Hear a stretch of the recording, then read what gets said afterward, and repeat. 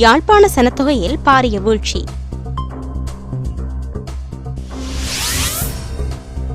கிழக்கு வடமத்திய சபரகமுவ மாகாண சபைகள் கலைக்கப்பட்டன. இடம்பெயர்ந்தோரை திறந்தவெளி சிறையில் வாழ வைக்க அரசாங்கம் முயல்வதாக ஜேவிபி குற்றச்சாட்டு. தமிழ் தேசிய மக்கள் முன்னணியின் கண்டன ஆர்ப்பாட்டத்துக்கான தடை உத்தரவு தொடரும்.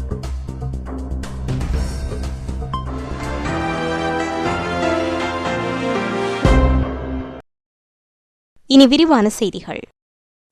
யாழ்ப்பாண சனத்தொகையில் பாரிய வீழ்ச்சி ஏற்பட்டிருக்கிறது. மிக நீண்ட இடைவெளிக்கு பின்னர் நாடு தழுவிய ரீதியில் நடத்தப்பட்ட குடிசன மதிப்பீட்டின் ஆரம்பகட்ட தரவுகள் வெளியிடப்பட்டுள்ளன. இதன் அடிப்படையில் யாழ் குடாநாட்டின் மொத்த சனத்தொகை 20% வீழ்ச்சியடைந்துள்ளது. 1981ஆம் ஆண்டு யாழ்ப்பாண மொத்த சனத்தொகை 7,34,000 காணப்பட்டது. தற்போது அது 5,83,000 வீழ்ச்சியடைந்துள்ளது. இதேவேளை யுத்தம் காரணமாக 1,00,000 உயிர்கள் காவு கொள்ளப்பட்டுள்ளதாகவும் வடக்கில் வாழ்ந்த பல தமிழர்கள் வேறு நாடுகளுக்கு புலம்பெயர்ந்துள்ளதாகவும் தமிழ் தேசிய கூட்டமைப்பின் நாடாளுமன்ற உறுப்பினர் சுரேஷ் பிரேமச்சந்திரன் தெரிவித்தார். இவ்வாறான காரணிகளால் வடக்கின் மொத்த சனத்தொகையில் வீழ்ச்சி ஏற்பட்டுள்ளது. வெளிநாடுகளில் புலம்பெயர்ந்து வாழும் 1 மில்லியன் மக்களில் 80% யாழ்ப்பாணத்தைச் சேர்ந்தவர்கள் என கருதுவதாகவும் அவர் கூறினார். மாவட்டத்தின் சனத்தொகை பரம்பலின் அடிப்படையிலேயே நாடாளுமன்ற உறுப்பினர் எண்ணிக்கை நிர்ணயிக்கப்படுகிறது. இதனால் யாழ் மாவட்ட நாடாளுமன்ற உறுப்பினர் எண்ணிக்கை 9 6 குறைவடையும் சாத்தியம் காணப்படுகிறது. இலங்கையில் ஊடகவியலாளர்களை அரச புலனாய்வு பிரிவினர் பின்தொடர்ந்து செல்லும் அச்சுறுத்தல் தொடர்வதாக ஊடக அமைப்புகள் குற்றம் சாட்டுகின்றன. இதேவேளை சில தமிழ் செய்தி இணையதளங்கள் முடக்கப்பட்டுள்ளதாகவும் ஊடகவியலாளர்கள் விசனம் தெரிவிக்கின்றனர். கொழும்பில் நேற்று புதன்கிழமை முக்கிய 5 ஊடக அமைப்புகள் கூட்டாக நடத்திய ஊடகவியலாளர் சந்திப்பில் ஊடக அமைப்புகளின் பிரதிநிதிகள் பிராந்திய ஊடகவியலாளர்களை அரச புலனாய்வு பிரிவினர் பின்தொடர்ந்து அச்சுறுத்தல் விடுப்பதாக சுட்டிக்காட்டப்பட்டது.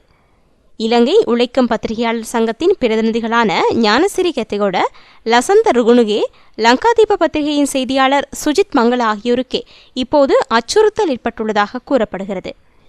இவ்வாறான அச்சுறுத்தல் தொடர்பில் ஜனாதிபதி உட்பட உயர் அதிகாரிகளிடம் முறைப்பாடு செய்தும் தீர்வு எதுவும் கிடைக்கவில்லை என்று ஊடகவியலாளர்கள் கூறினர். இணையதளங்களை தடை செய்வது பற்றி குறிப்பான சட்ட விதிகளோ ஏற்பாடுகளோ இலங்கை அரசிடம் தெளிவாக இல்லை என்ற நிலையில் எந்த அளவுகோலில் இணையதளங்கள் முடக்கப்படுகின்றன என்று கேள்வியுள்ளதாகவும் நிக்சன் தெரிவித்தார். இதேவேளை இலங்கை ஊடக அமைச்சின் கீழ் பதிவு செய்யப்படாத இணையதளங்களை தடை செய்வதற்கு தமக்கு அதிகாரம் இருப்பதாக ஊடகத்துறை அமைச்சர் கிஹலி ரம்புக்வல்ல பிபிசி தமிழோசையிடம் சுட்டிக்காட்டினார்.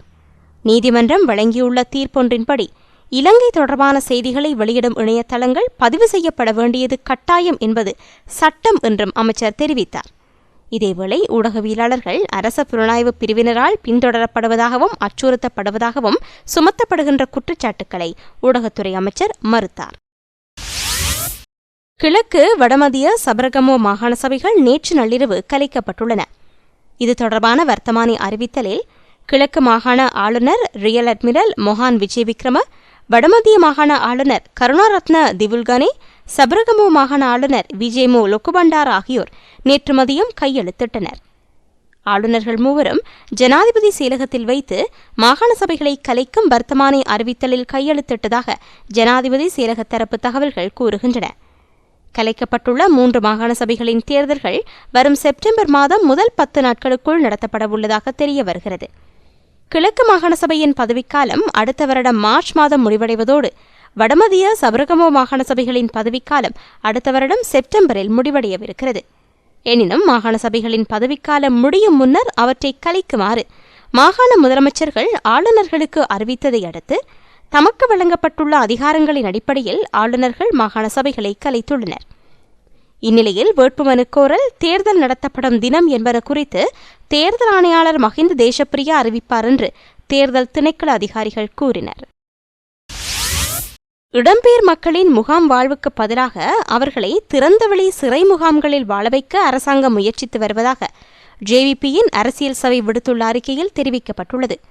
மனிக்ஃபா முகாமிலிருந்து கிளிநொச்சி திருமுருகண்டி பிரதேசத்தில் குடியேறுவதற்காக கடந்த 23ஆம் தேதி மக்கள் அழைத்துச் செல்லப்பட்டனர்.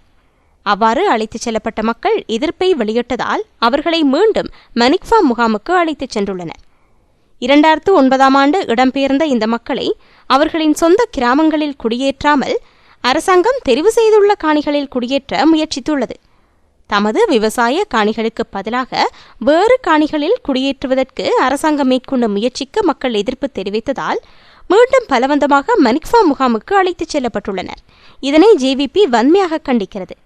இந்த மக்கள் 30 வருடகால போரில் தமது காணி வீடுகளை இழந்ததோடு கடந்த 3 வருடங்களாக மனிக்ஃபா முகாமில் துன்பகரமான வாழ்க்கை அனுபவித்து வந்தனர் என்பதை புதிதாக கூற வேண்டியதில்லை. முகாம்களில் அடைக்கப்பட்ட போது 9 மாதங்களில் மீள குடியேற்றுவதாக அரசாங்கம் வழங்கிய உறுதிமொழிகளை அந்த மக்கள் மறந்திருக்க மாட்டார்கள்.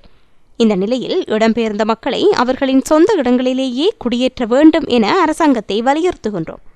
அரசாங்கம் மண்டியிட்டு வணங்கும் இந்தியா மேற்குலக நாடுகளின் ராஜதந்திரிகள் விஜயம் செய்யும் போது இடம்பெயர்ந்த மக்களை துரிதமாக குடியேற்றுவதாக கூறும் அரசாங்கம் அதனை நிறைவேற்றுவதில்லை. இந்தியாவுக்காக சம்பூரில் அனல்மின் நிலையத்தை அமைப்பதற்காக அங்கிருந்த மக்களை அரசாங்கம் வெளியேற்றியது. தற்போது கிளிநொச்சியிலிருந்து இடம்பெயர்ந்த மக்களை முகாம் வாழ்விலிருந்து திறந்தவெளி சிறை முகாமுக்குள் தள்ள அரசாங்கம் முயற்சித்து வருகிறது. மனிக்ஃபா முகாமிலிருந்து அழைத்துச் செல்லப்பட்ட மக்கள் திருமுருகண்டி இந்து வித்தியாலயத்தில் தங்க வைக்கப்பட்டிருந்த போது தமது சொந்த கிராமங்களை விட்டு வேறு இடங்களில் குடியேற்றுவதை நிராகரித்துள்ளனர். இதையடுத்து இராணுவத்தினரும் காவல்துறையினரும் பலவந்தமாகவும் அச்சுறுத்தியும் அந்த மக்களை பேருந்துகளிலும் சுமை ஊர்திகளிலும் ஏற்றியுள்ளனர். அப்படியானால் அரசாங்கம் இன்னும் இந்த இடம்பெயர்ந்த மக்களை பழிவாங்கி வருகிறது. அவர்களை நாட்டின் குடிமக்களாக கருத தவறியுள்ளது என்பது தெளிவாகியுள்ளது. 3 வருடங்களாக சொந்த இடங்களில் குடியேற்றுவதாக கனவுகளில் ஏமாற்றப்பட்ட இந்த மக்கள் பின்னர் கிராமங்களுக்கு அழைத்துச் செல்வதாக வழங்கும் புதிய வாக்குறுதிகளுக்கு ஏமாறாதது ஆச்சரியத்துக்கு உரிய விடயமல்ல. விரைவில் மக்களை அவர்களது சொந்த இடங்களுக்கு அழைத்துச் செல்லப்போவது இல்லையென்றால் ஏன் அவர்களை வேறு இடங்களில் வாழ்க்கையை ஆரம்பிக்கச் சொல்வதாக தெளிவாகவில்லை என்றும் ஜேவிபி தனது அறிக்கையில் தெரிவித்துள்ளது. தமிழ் தேசிய மக்கள் முன்னணியின் கண்டன ஆர்ப்பாட்டத்துக்கான தடை உத்தரவை தளர்த்திக் கொள்ள மறுத்துள்ள யாழ்ப்பாணம் நீதவான் நீதிமன்றம் தேசிய பாதுகாப்புக்கு குந்தகம் விளைவிக்கலாம் என்ற அடிப்படையில் தடை உத்தரவு பிறப்பிக்கப்பட்டதாக குறிப்பிட்டுள்ளது. அண்மையில் தமிழ் தேசிய மக்கள் முன்னணி கண்டன ஆர்ப்பாட்டம் ஒன்றை யாழ் மத்திய பேருந்து நிலையம் முன்பாக நடத்த முற்பட்டது. எனினும் நீதிமன்றத்தில் யாழ் போலீஸ் நிலைய பொறுப்பதிகாரி சமன் சிக்கேராவினால் சமர்ப்பிக்கப்பட்ட மனு ஒன்றில் பொதுமக்களுக்கு இடையூறு, தீய சக்திகள் சில ஊடுருவி வன்முறைகளில் ஈடுபடப் போவதாக காரணம் கூறி நீதிமன்ற தடை உத்தரவை பெற்றனர். எனினும் சாதாரணமாக போலீஸ் மட்டத்தில் அமல்படுத்தக்கூடிய தடையை விடுத்து நீதிமன்றத்தை நாடியமை உள்நோக்கம் கருதியதென்று தெரிவித்த தமிழ் தேசிய மக்கள் முன்னணியினர் கண்டன ஆர்ப்பாட்டத்தை நடத்துவதற்கான தடையை விலக்கிக் கொள்ள மனு செய்திருந்தனர். அந்த மனு மீதான விசாரணைகளை அடுத்து குறிப்பிட்ட காரணங்களுக்கு மேலாக தேசிய பாதுகாப்புக்கு குந்தகம் விளைவிக்கலாம் என்ற அடிப்படையிலும் தடை உத்தரவு பிறப்பிக்கப்பட்டதாக கூறி தடையை விலக்கிக் கொள்ள யாழ்ப்பாணம் நீதவான் நீதிமன்றம் மறுத்துவிட்டது. கனடா சட்டவிரோத ஆட்கடத்தல் தொடர்பான வழக்கு விசாரணைகளை துரிதப்படுத்த தீர்மானித்துள்ளது. சன்சி கப்பலூடாக இலங்கை புகலிட கோரிக்கையாளர்கள் கனடாவுக்குள் பிரவேசித்தமை தொடர்பில் 6 சந்தேக நபர்கள் மீது குற்றம் சுமத்தப்பட்டுள்ளது. 2 கனேடியர்களும் 4 இலங்கையர்களும் இவ்வாறு குற்றச்சாட்டுக்கு இலக்காகியுள்ளனர். சட்டவிரோத ஆட்கடத்தலில் ஈடுபட்டதாக குற்றம் சுமத்தப்பட்டுள்ள 6 பேருக்கு எதிரான விசாரணைகளையும் துரிதப்படுத்த அந்நாட்டு நீதித்துறை நடவடிக்கை எடுத்து வருவதாக சர்வதேச ஊடகங்கள் தகவல் வெளியிட்டுள்ளன. குற்றச்சாட்டு நிரூபிக்கப்படும் பட்சத்தில் சந்தேக நபர்களுக்கு ஆயுள் தண்டனை அல்லது $1 மில்லியன் கனேடிய டாலர் அபராதம் விதிக்கப்படக்கூடும். பொதுமக்கள் ஆர்வம், அரசியல் காரணமாக வழக்கு விசாரணைகளை துரிதப்படுத்த நடவடிக்கை எடுக்கப்பட்டுள்ளது. 2010ஆம் ஆண்டு MV சன்சி கப்பலினூடாக 492 தமிழ் புகலிட கோரிக்கையாளர்கள் கனடாவை சென்றடைந்தமை குறிப்பிடத்தக்கது. நாடாளுமன்ற சிறப்புரிமை காரணமாக நாடாளுமன்ற உறுப்பினர்கள் கூறும் விடயங்களை விமர்சிப்பதற்கு நீதிமன்றத்துக்கு அதிகாரம் இல்லை. அங்கு கூறும் கருத்துக்களை விமர்சனத்துக்கு உட்படுத்த முடியாது என்று நாடாளுமன்ற உறுப்பினரும் சட்டத்தரணியுமான MA சுமந்திரன் யாழ் நீதிமன்றில் நேற்று சுட்டிக்காட்டினார். சுமந்திரன் நாடாளுமன்றில் கூறியதாக வெளியான செய்தி தொடர்பில் நீதிவான் கணேசராஜா தெரிவித்த விமர்சனம் குறித்தே அவர் இவ்வாறு கூறினார். அதையடுத்து அது சம்பந்தமாக தாம் மன்னிப்பு கோருவதாக நீதவான் கணேசராஜா தெரிவித்தமை அவரது பெருந்தன்மையை காட்டுவதாகவும் அதனை தான் ஏற்றுக்கொள்வதாகவும் சுமந்திரன் தெரிவித்தார்.